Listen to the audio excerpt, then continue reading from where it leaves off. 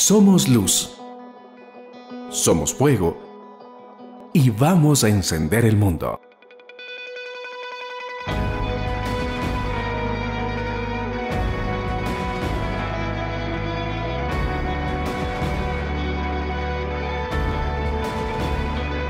Sin protección, eso es lo que vamos a ver en este tiempo. Como les decía hace un momento, David escribe el Salmo 37 como un resumen de todas las cosas que había vivido en su vida. Él se dio cuenta que había cosas que quizás no hizo, como vimos acerca del enojo la semana pasada, como vimos acerca de los planes de hace un par de semanas que él hacía. O sea, muchas de las cosas que David está escribiendo ahí, necesariamente las aprendió a la mala, como muchas veces nosotros, ¿no? A veces Dios nos da un consejo, nos habla medio de su palabra y nosotros no queremos escuchar. No queremos escuchar porque estamos en contra, porque a veces pensamos que nuestras ideas, nuestros pensamientos son mucho mejores que los de Dios. Y entonces cuando David escribe todo esto se da cuenta de que hay una realidad en el mundo. Y esa realidad es la que les quiero hablar. Miren lo que dice en el Salmo capítulo 37, versículo 14. Hay una realidad que nosotros no podemos evitar y David la sabe y la conoce muy bien. Salmo 37, 14 dice lo siguiente: los malvados, que dice, sacan la espada y preparan sus arcos y flechas para matar a la gente pobre, a los que viven honradamente. Imagínense, después de David que habla de todo el proceso, estas cosas que él había vivido, que él habla acerca del enojo y dicen, mira, detén tu enojo, porque eso va a tener consecuencias. Después David se da cuenta y él mira alrededor y dice, sí, nosotros tenemos que evitar, que confiar en Dios y todo eso, pero hay algo que no va a cambiar.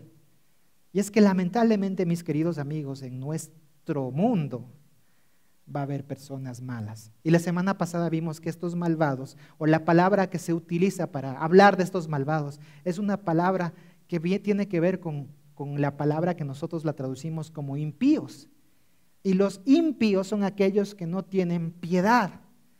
Y aquellos que no tienen piedad son aquellos que perdieron la capacidad de devolver un bien por un mal. Son aquellas personas que lo único que quieren es, como dice el chavo, ¿no?, la venganza. ¿Y qué dice el chavo? Que la venganza nunca es buena. Eso sí saben, ¿no? Eso sí saben. Pero saben, David se da cuenta de esta realidad y él en su salmo está hablando acerca de una realidad que todos vamos a vivir. Dice que los malvados sacan la espada y preparan sus arcos y flechas para matar a la gente pobre que vive honradamente. El primer punto que quiero compartirles se llama un riesgo inminente. Miren, amigos, nosotros estamos en riesgo. Y es más, nosotros estamos en un riesgo mucho más grande. ¿Sabe por qué? Porque cuando nosotros muchas veces llegamos a conocer a Jesús, cuando queremos nosotros hacer el bien, cuando nosotros queremos hacer las cosas correctas, automáticamente nos convertimos en el foco de atención de los malos. No sé si a usted le ha pasado, pero regularmente cuando la gente llega y que comienza a conocer de Cristo, comienza a venir a la iglesia, comienza a intentar cambiar su vida, por ahí aparecen algunos que dicen, a la iglesia estarás yendo, vos. O a veces nosotros llegamos a la iglesia, Dios nos inspira, Dios nos habla. Y llegamos a la casa y resulta que nos comienzan a decir, pero ¿y qué aprendiste en la iglesia? Amigos, nosotros estamos en un riesgo inminente. Y sobre todo cuando queremos vivir una vida que agrada a Dios, siempre va a haber personas malas que quieran hacernos caer y vernos destruidos. David se dio cuenta de eso.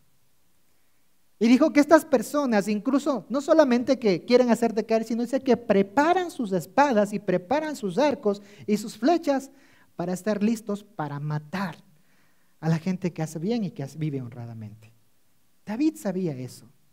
David estuvo casi toda su vida huyendo porque le habían declarado la pena de muerte el propio rey Saúl simplemente por el hecho de que él dijo, yo creo en Dios y yo me voy a enfrentar a ese gigante que se llama Goliat, y a mí no me importan las armas, no me importa nada, porque yo vengo a matar a ese gigante en el nombre de Jehová de los ejércitos. ¿Y qué pasó? Dios le acompañó, Dios les respaldó y él mató y liberó al pueblo. ¿Y qué creen que causó esto en la gente? ¿Aplausos? ¿Sí? Sí, causó aplausos, pero ¿sabe qué también causó? Causó envidia. En el mismo rey Saúl, porque dice la Biblia que a David le compusieron una canción que decía lo siguiente, decía, Saúl mató a 1000 y David mató a 10,000. Imagínense al rey, ¿no? Al rey que le tenían todo en lo alto, el rey Saúl, que había sido una persona también guerrero. De repente le cambian el libreto y dicen, Saúl mató a 1000, chévere Saúl, pero David mató a 10,000. Y eso causó envidia en Saúl. Y quizás la gente, miren, los propios hermanos, cuando le vieron a David que estaba ahí mirando qué es lo que pasa, y dicen, yo sí puedo con ese Goliat. Digo, no, pero tú no puedes, ándate mejor a cuidar tus ovejas. Amigos, cuando nosotros queremos hacer las cosas que agradan a Dios, cuando nosotros queremos vivir una vida conforme a lo que le agrada, siempre vamos a tener un riesgo inminente de que la gente seamos el foco de atención en ellos. Muchas veces maquinan cosas para destruir a las personas que quieren ser justas. Muchas veces acechan y están pendientes. No sé si les ha pasado, pero a veces cuando a la gente se entera de que uno es cristiano, le está viendo hasta la quinta pata del gato. Está viendo si llega puntual, está viendo si no habla malas palabras, está viendo si se bañó. Sí, porque hasta eso, si no, cristiano y ni se baña. Por Semana Santa no se han de haber bañado. O cuidado con no bañarse en Semana Santa, ¿no? ¿Saben, amigos, por qué pasa todo esto? Porque cuando nosotros queremos hacer las cosas que le agradan a Dios, hay un enemigo de nuestras almas que no va a estar en paz, que quiere hacernos caer. Y ese es el riesgo inminente que todos caemos. Ahora les pongo al otro lado.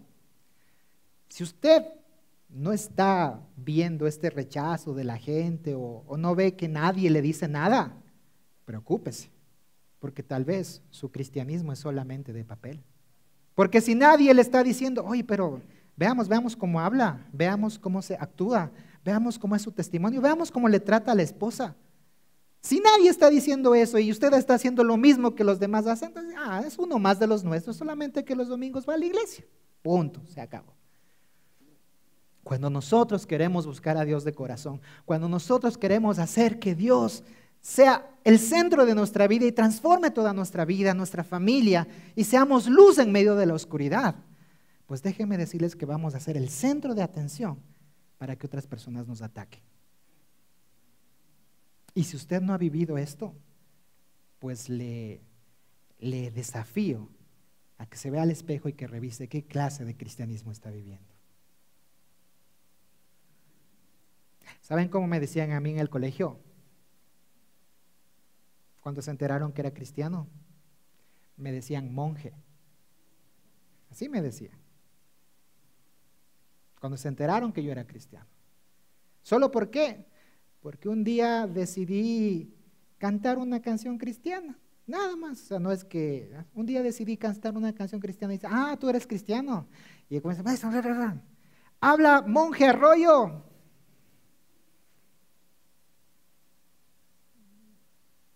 Y claro, después ya comenzaron a tratar de hacerme pelear con otros. ¿Por qué? Porque cuando uno quiere hacer las cosas de una manera como Dios nos manda, cuando uno quiere cambiar la vida, va a haber gente que quiere destruirnos. Eso lo sabía David y es un riesgo inminente en el que todos caemos. Quiero dejarles con este pensamiento. Vivir una vida justa nos convierte en el centro de atención de la gente que se opone a la luz. ¿Sí? Vivir una vida justa nos convierte en el centro de atención de la gente que se opone a la luz. Así que mis queridos amigos, si todavía no se ha convertido en el centro de atención, es momento de verse al espejo y de saber qué clase de cristianismo está usted viviendo. Porque si no causa nada en el reino de las tinieblas, pues es muy probable que todavía esté ahí.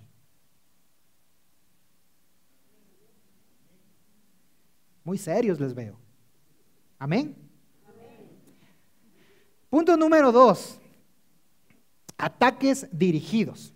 Miren, no sé si ustedes han visto mucho ahora esto de la guerra que hay en Ucrania y Rusia. Y una de las cosas, de las nuevas tecnologías que hoy han salido, la otra vez estaba viendo un video y una cosa que me pareció de locos, ¿no? O sea, solamente eso podríamos verlo en las películas de ciencia ficción, donde habían drones que eran teledirigidos, o sea, ni siquiera había gente ahí, sino que eran drones que iban y buscaban el lugar y eran tan exactos en encontrar los lugares donde estaban los soldados, los tanques, los ejércitos, que iban con estos drones, encontraban en el lugar y automáticamente disparaban ahí. Ya no habían personas. Eran unos ataques que estaban dirigidos y que realmente ellos estaban ahí pendientes de hacia dónde va a haber el ataque. Ya no había como muchas cosas donde lancemos y a ver qué pasa. No, ya eran cosas mucho más específicas. La tecnología ha llegado lamentablemente en cuanto a guerra a que ahora los ataques sean casi específicos, en un lugar, en un sector. Y los drones ayudan mucho esto, la tecnología. Saben, amigos, nosotros también tenemos ataques dirigidos. Mire lo que sigue también, o lo que dice una parte interesante del Salmo 37:14 que me pareció interesante resaltarla. Dice, los malvados sacan ¿qué? ¿Y preparan qué? Miren, la espada, los arcos y las flechas eran las armas que regularmente se utilizaban en ese tiempo. En ese tiempo no había municiones, no había pistolas, no había tanques, no había nada de eso. Las armas básicas para una guerra era la espada, los arcos y las flechas. Pero estas armas tenían dos características importantes, que la espada era un arma para batallas a corta distancia. Sí, la espada sacaban y tenías que estar cerca de la persona con la quien ibas a pelear para atacar. No servía coger la espada y lanzarle, porque la espada a veces regularmente eran muy pesadas. Entonces la espada era un arma que se utilizaba a corta distancia. El arco y la flecha, por otro lado, eran armas que se utilizaban a larga distancia. Que a veces la gente se ponía en las torres de los castillos o se ponían a lo lejos, calculaban qué tan fuerte era el arco, la flecha, lo tensaban y atacaban. La espada a corta distancia, el arco y la flecha a larga distancia. Ahora, mis queridos amigos, déjenme decirles que si nosotros ponemos esto en contexto de todo lo que nosotros estamos haciendo, hoy en la actualidad quizás la gente no tiene tanto esto de pelearse y de violencia y de atacarte porque eres cristiano. No.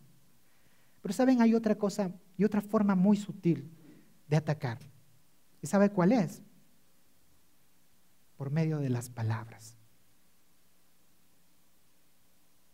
Y muchas veces esas palabras son un ataque a larga distancia. En ocasiones, las palabras que dicen en contra de nosotros cuando queremos agradar a Dios, cuando queremos aceptar a Dios, son palabras que hieren nuestro corazón, que hieren nuestra vida. ¿A cuántos les gustan que les insulten? No, no es cierto. A ninguno de nosotros nos gusta que nos traten mal. A ninguno de nosotros nos gusta que nos digan cosas que no son ciertas, que nos calumnien. A ninguno de nosotros nos gusta que la gente pueda estar hablando mal de nosotros. Sin embargo, lo hacen. Y saben, una de las cosas que David estaba clara es que tanto las armas de corta distancia como las armas de larga distancia estaban preparadas y estaban apuntadas y preparadas para acabar con la vida de las personas justas. Muchas veces las palabras hirientes, los desplantes se utilizan para causarnos daño y todo muchas veces se planifica desde un corazón que está alejado a Dios. Miren, la gente que está alejada de Dios lamentablemente no puede conocer acerca del amor de Dios. Y cuando nosotros recibimos palabras hirientes, palabras soeces, incluso cosas que marcan nuestra vida de gente que no conoce a Dios, pues déjenme decirles, mis queridos amigos, que eso es lo natural. No espere recibir algo bueno de una persona que no tiene a Dios en su corazón. David tenía claro esto. Y por eso él dice, bueno, ¿qué vamos a hacer? ¿Qué va a pasar con todo esto? Porque es la realidad. Nosotros vivimos eso en el día a día. Nosotros nos enfrentamos a eso en el día a día. Y como digo, si usted no se está enfrentando esto al día a día por ser cristiano, hay que examinarse por qué lo estamos viviendo. Quizás no estamos siendo del todo cristianos. Otra cosa, nuestros enemigos pueden ser los más cercanos. Y usted puede decir, no, pero ¿cómo si cuando Jesús viene, Él nos dice que vengamos y nos vamos a tener amor y paz? Y Él vamos a tener bendición. Y como les hemos dicho, a veces hablar de la bendición y de la bendición y de la bendición, eso les encanta a la gente. A la gente le dice, venga, si usted se siente ahí, Dios le va a bendecir. Si usted sirve, Dios le va a bendecir. Si usted le trata bien a su esposa, Dios le va a bendecir. Y la gente está encantada porque eso quiere que le digan. Y sí es verdad. Pero también la condición de ser cristianos tiene otras cosas. Miren lo que dice este pasaje que habla Jesús, que está en el libro de Mateo 10, 34 a 36. Dice lo siguiente, habla Jesús, ¿no? Vamos a leerlo juntos, ya, 1, 2, 3.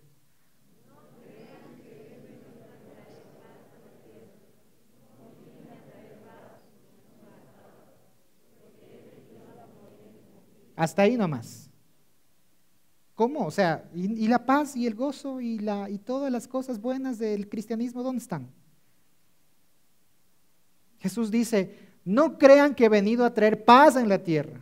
Al contrario, he venido a traer espada. He venido a traer conflicto. He venido a que el hombre se oponga a su padre, la hija a su madre, la nuera a su suegra, y los enemigos de cada cual serán los de su propia familia. Amigos, estamos en un riesgo inminente. Hay ataques teledirigidos para nosotros. Pero lo más triste y lo más doloroso es que muchas veces eso viene de nuestra propia familia. Viene de las personas que son más cercanas a nosotros. A veces Dios nos habla, Dios transforma nuestra vida y llegamos a la casa y los primeros que nos critican por haber ido a la iglesia son nuestros hijos. Y eso duele el corazón. A veces venimos de un encuentro como los varones que van a venir y los primeros en criticarle al siguiente día porque ven que no le ha salido alitas ni tiene aureola son las mismas esposas. A veces los hijos quieren venir, quieren servir a la iglesia y los primeros que les coartan porque dicen, no, a ver, tranquilo, otra cosa, pero nada de estar ahí en la iglesia, son los padres.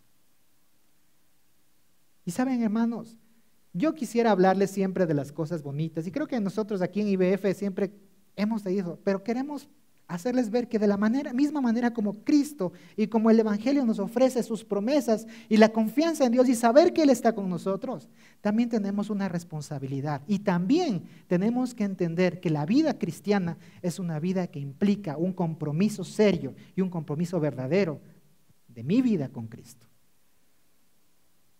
Y en ese compromiso muchas veces Jesús no va a traer paz y no va a traer conflicto.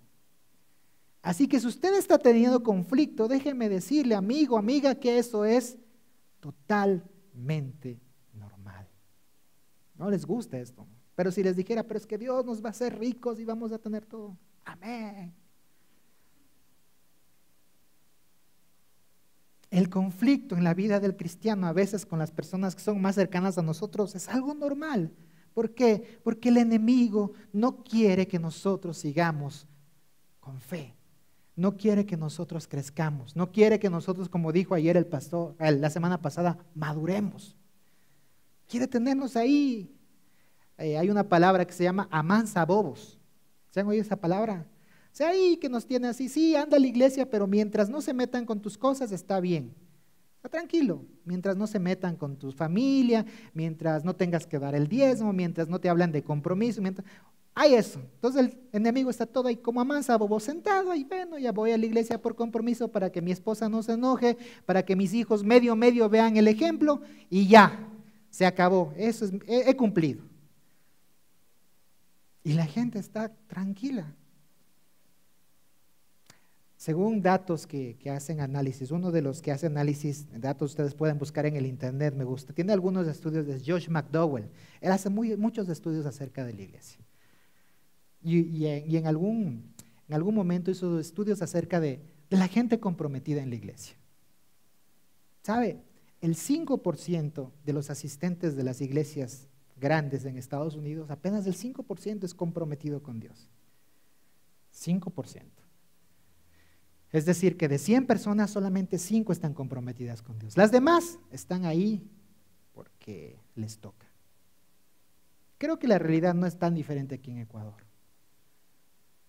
Porque el compromiso con Dios no significa solamente venir y sentarse. El compromiso con Dios significa vivir una vida en todo lo que yo tenga de ejemplo y ser esa luz en lo medio de la oscuridad.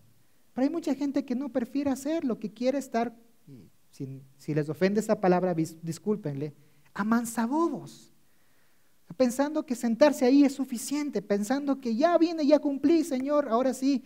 Y cuando estoy en problemas voy y decir, Señor, ahora sí, por favor, mi hijito que está mal con su familia, con su esposa, ahora sí ayúdales.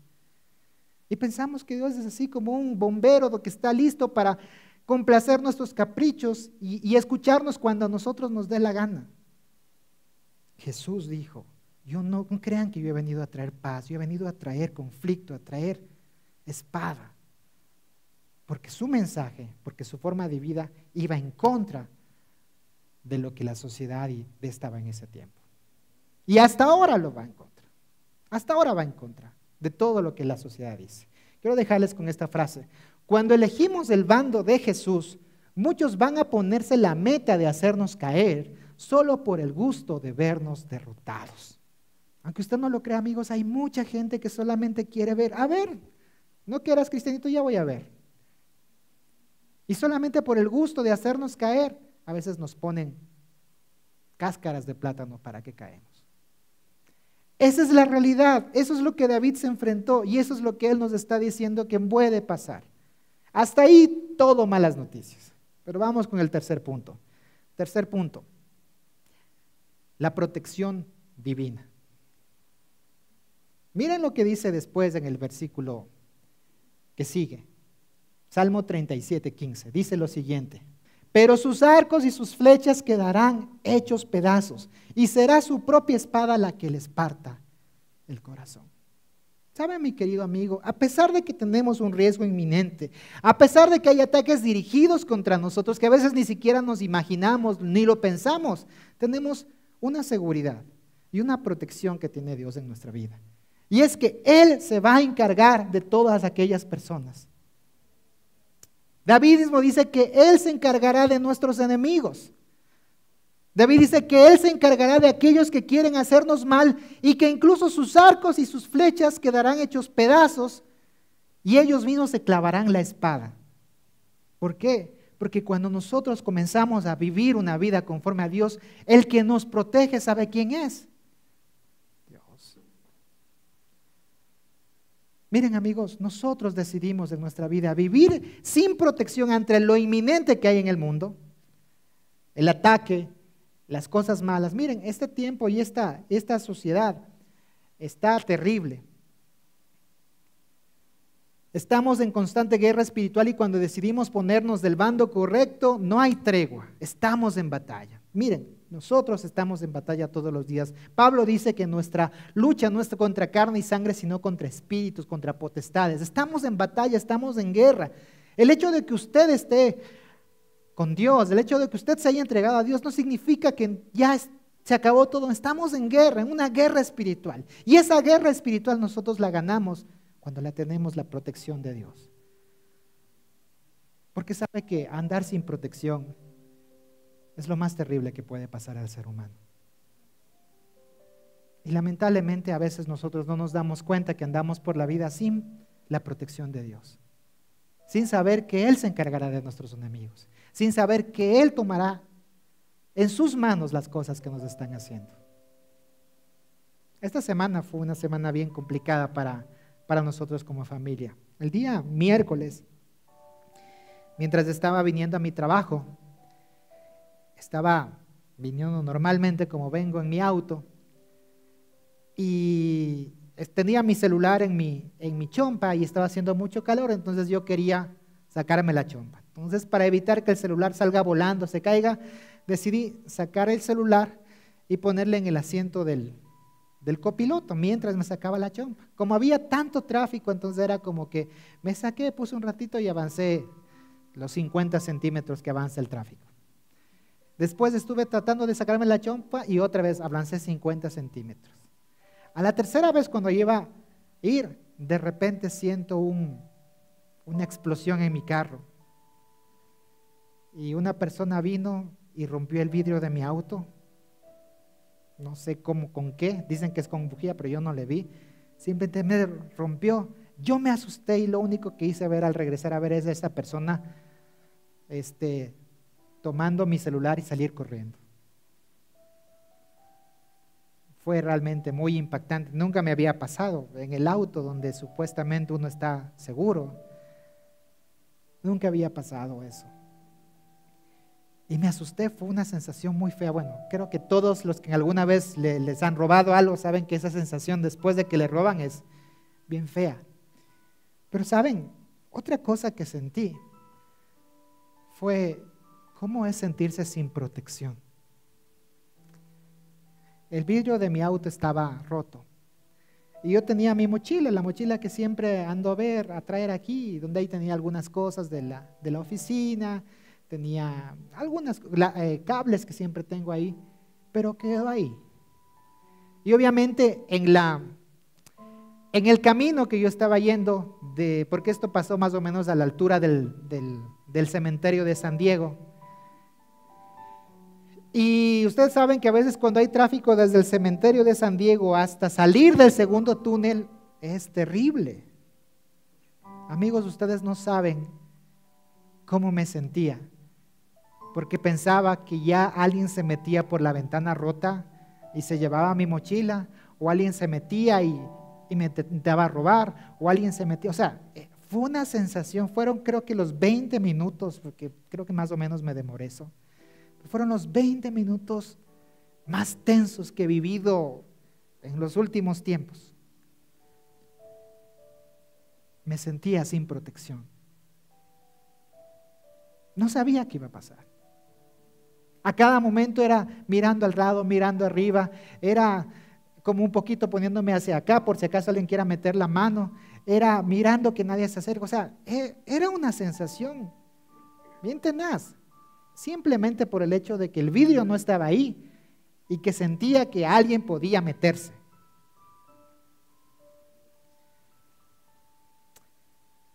Después, cuando ya llegué a la oficina y les conté a mis compañeros, una de las cosas ya cuando pasa todo esto es pensar en por qué Dios permite estas cosas, ¿no?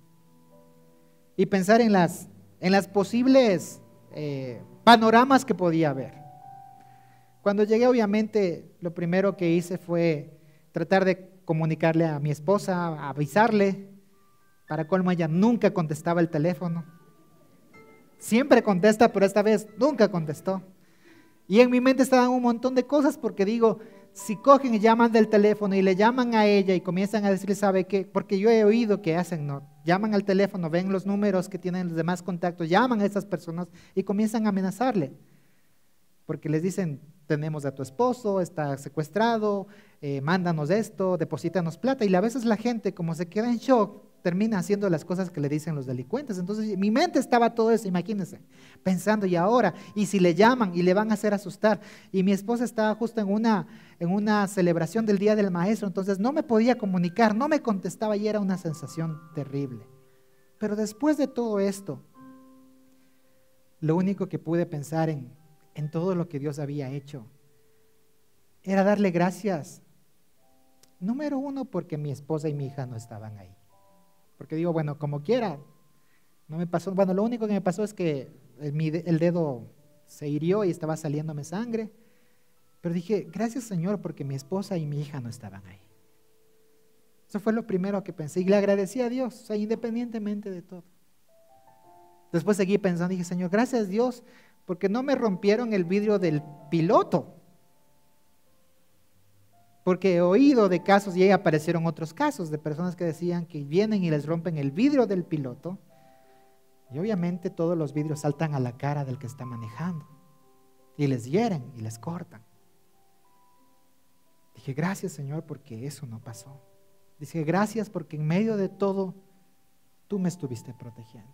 Y saben, amigos, mientras estaba preparando, como que Dios siempre me permite vivir algo como para contarles, porque esos 20 minutos que estuve manejando y que no sentía que estaba protegido porque el vidrio de mi auto estaba roto, Dios me decía, así muchas veces la gente debería sentirse cuando no está conmigo. Porque sabe, amigo, usted decide si quiere tener la protección de Dios en medio de este mundo inminente donde va a haber ataques, donde la gente va a ponerse en su contra, donde la gente va a tratar de hacerle caer. Usted decide si quiere la protección de Dios para que esas cosas no le afecten. O usted quiere andar sin protección y que lamentablemente las personas le causen daño, le causen heridas y que su corazón sea dañado. Yo después de vivir esto en el auto digo, nunca más sin protección. Nunca más en esta situación. Les dejo esta frase. Cuando confiamos plenamente en Dios y vivimos una vida justa y madura, Él se encargará de aquellos que nos quieren hacer el mal. Amén. La semana pasada el pastor decía algo que me llamó mucho la atención y era que Dios no quiere gente perfecta, Dios quiere gente madura. ¿Sabe? La palabra que se utiliza para hablar de las personas perfectas en la Biblia es una palabra que me encanta. En griego es teleios. Teleios. Y esta palabra significa algo que está completo, algo que ha sido terminado. Hablando de los frutos, es algo que está listo para comerse. Y Dios quiere que nosotros seamos eso, que seamos personas completas, personas íntegras, que estén totalmente terminados, personas que estén listas para hacer lo que Dios les ha mandado a hacer. Y Dios quiere que nos convirtamos en eso todos los días, porque el llegar a estar en esa perfección, el llegar a ser teleios, es algo que nos va a costar toda nuestra vida. Jesús fue el único teleios, varón perfecto, experimentado en quebrantos. ¿En qué proceso está usted? ¿Está caminando a ser teleios? No. Quiero terminar con este pasaje que está en Mateo 5, 11 y 12. Hablando Jesús, también Jesús, ya les dije, Jesús dijo, yo no he venido a traer espada, pero miren lo que dice también en Mateo 5, 11, 12. Dios los bendecirá a ustedes cuando, por causa mía, ¿qué dice? La gente los maltrate y diga mentiras contra ustedes. ¿Qué más dice? Alégrense, pónganse contentos. ¿Por qué? Porque van a recibir un gran premio en el cielo. Así maltrataron también a los profetas que vinieron antes de ustedes. Amigos, cuando por causa del evangelio, cuando por causa de ser justo, cuando por causa de vivir en verdad, cuando por causa de hacer las cosas que a Dios le agradan, nos agreden, mienten, nos ven mal, nos apartan y un montón de cosas más, alégrese. ¿Sabe por qué? Porque la recompensa que Dios tiene para usted es algo que usted no se puede imaginar. Y es una recompensa que Dios no le va a dar aquí, Dios le va a dar en el cielo. Cuando esté delante de Él y le dé una corona por todo lo que usted ha vivido acá. Así que estamos en riesgo inminente, sí, hay cosas malas que pasan en el mundo, en el país. ¿Te pueden robar? Sí. El hecho de ser cristiano no implica que a ti no te puede pasar nada. Sí te puede pasar y les estoy contando que a mí me pasó.